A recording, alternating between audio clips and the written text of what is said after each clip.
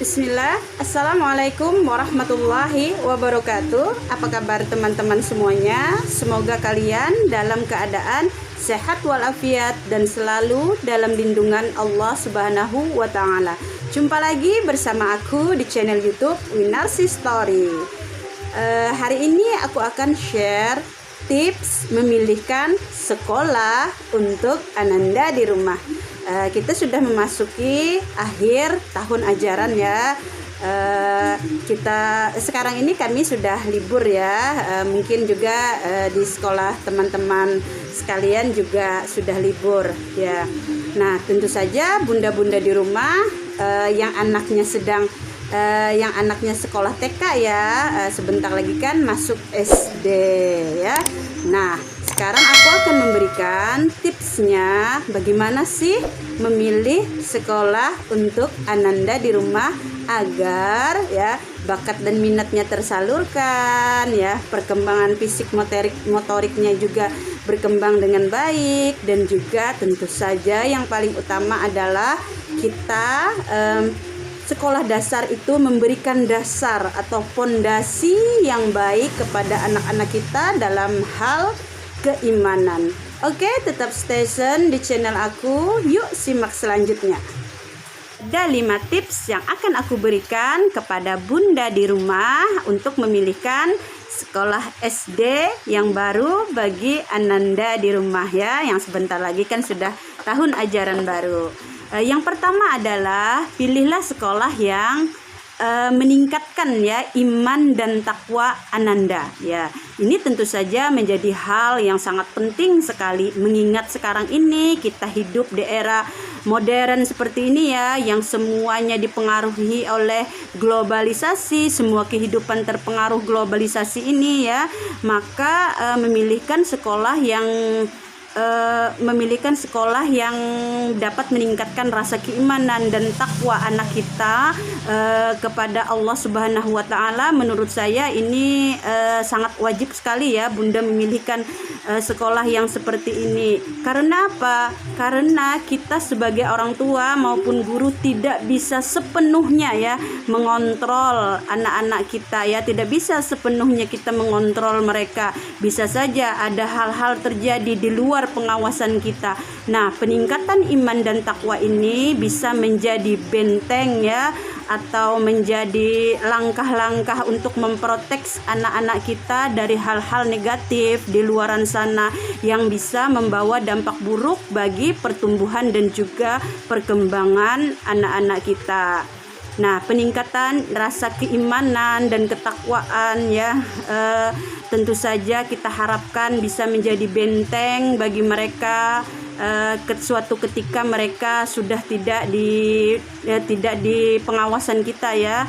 Tentu saja kita juga memiliki kemampuan yang terbatas untuk mengawasi anak-anak kita, begitu juga dengan guru. Diharapkan dengan meningkatnya rasa keimanan dan rasa takut kepada Allah Subhanahu wa Ta'ala, mereka memiliki rasa takut juga ya, rasa takut, rasa cemas ketika akan melakukan hal-hal yang di luar batas agama kita ya.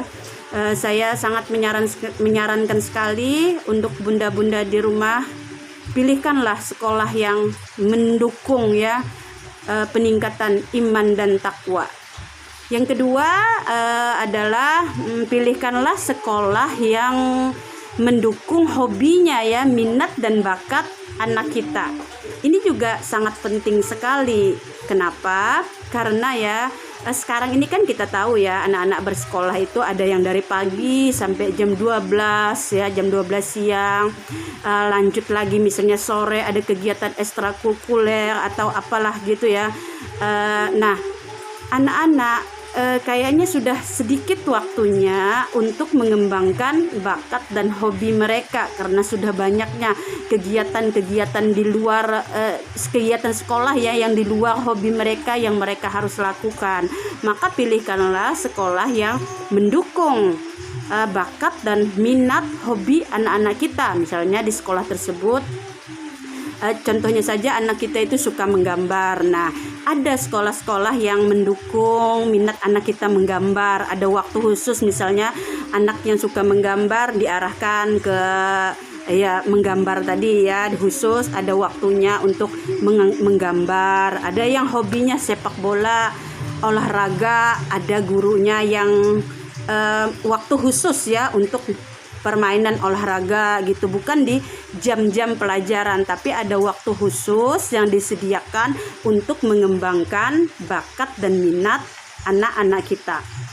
Yang ketiga yang sangat perlu juga ya, kita harus mengetahui lingkungan belajar anak-anak kita nantinya. Jadi sekolah tersebut kita harus tahu bagaimana lingkungan belajarnya, apakah memungkinkan untuk anak-anak itu kooperatif ya dalam berkelompok, atau malah anak-anak itu nantinya banyak yang mengerjakan sesuatu itu secara individual ya. Kita bisa tanyakan ini saat mungkin pendaftaran ya, gimana metode mengajar guru-gurunya. Kalau misalnya guru-gurunya cuma banyak ceramah-ceramah saja metode yang digunakannya, tentu ini bisa menghambat ya, bisa menghambat perkembangan anak-anak kita ya, karena kita tak bisa pungkiri bahwa karakter anak SD itu mereka senang berkelompok, senang berdiskusi ya. Nah, jadi kita bisa tanya waktu awal pendaftaran itu ya, bagaimana metode mengajar yang biasa digunakan oleh guru-gurunya, apakah memungkinkan untuk anak-anak itu menjadi kooperatif dalam kelompok ya.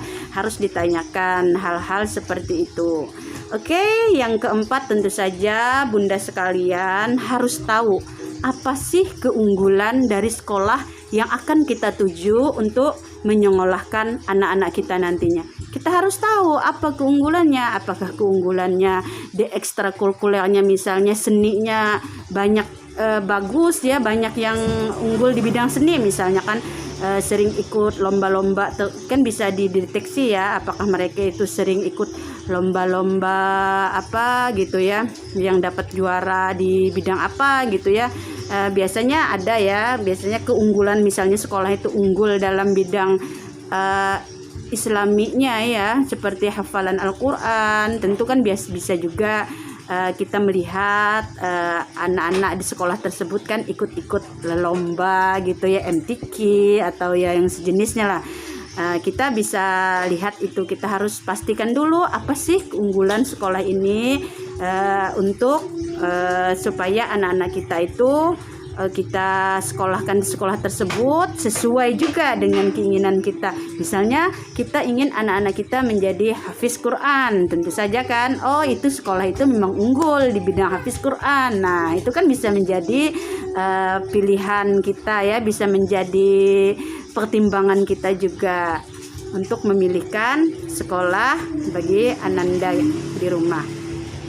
Terus yang kelima tentu saja yang harus Bunda sekalian perhatikan, jaraknya. Nah jarak ini penting, jangan sampai sekolah tersebut terlalu jauh jaraknya dari rumah bunda-bunda ya. Karena jarak yang terlalu jauh bisa menyulitkan ya nantinya. Kadang-kadang mungkin saja anak kita bisa jadi sering terlambat ya. Itu ya, jarak itu juga harus dipertimbangkan oleh bunda di rumah. Tapi kalau memang ada juga sih ya, banyak di sekolah kami juga ada yang jaraknya jauh, mereka tetap berusaha agar anak-anak mereka bisa bersekolah di situ ya, karena mungkin juga kan orang tua yang sudah ada di sekolah kami itu kan mungkin mereka sudah menginginkan memang sekolah di situ, tekad mereka juga sudah kuat untuk menyekolahkan anak di sekolah tersebut, dan ada melihat beberapa keunggulan yang ada pada sekolah tersebut sehingga orang tua bisa berkorban ya, walaupun sekolah tersebut jauh misalnya, tapi itu harus tetap jadi pertimbangan bagi bunda di rumah. Kalau saja misalnya perlu dipertimbangkan juga kendaraannya ya. Kalau terlalu jauh nanti bagaimana anak kita dijemput atau diantar, apakah kita mempunyai waktu untuk terus antar jemput dengan jarak yang terlalu jauh. Hal itu juga harus menjadi pertimbangan bagi bunda di rumah. Nah itulah tadi kelima tips dari aku untuk memilihkan sekolah bagi Ananda di rumah yang sebentar lagi sudah masuk SD. Oke, terima kasih bunda-bunda sudah menyaksikan. Semoga bermanfaat dan Ananda di rumah mendapatkan sekolah yang sesuai dengan kriteria ya.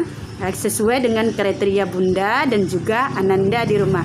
Jangan lupa saat menentukan pilihan sekolah, libatkan juga mereka, tanya apakah mereka ingin sekolah di sini gitu ya. Biasanya anak-anak juga sudah tahu ya, sudah punya keinginan ingin sekolah di sini, di sana gitu. Pasti mereka juga sudah punya keinginan. Jangan langsung kita saja sebagai orang tua memutuskannya, tapi kita juga berusaha untuk mendengarkan pendapat dari anak-anak kita. Oke, terima kasih semuanya. Sampai jumpa lagi di lain kesempatan. Aku akhiri. Assalamualaikum warahmatullahi wabarakatuh. Dah.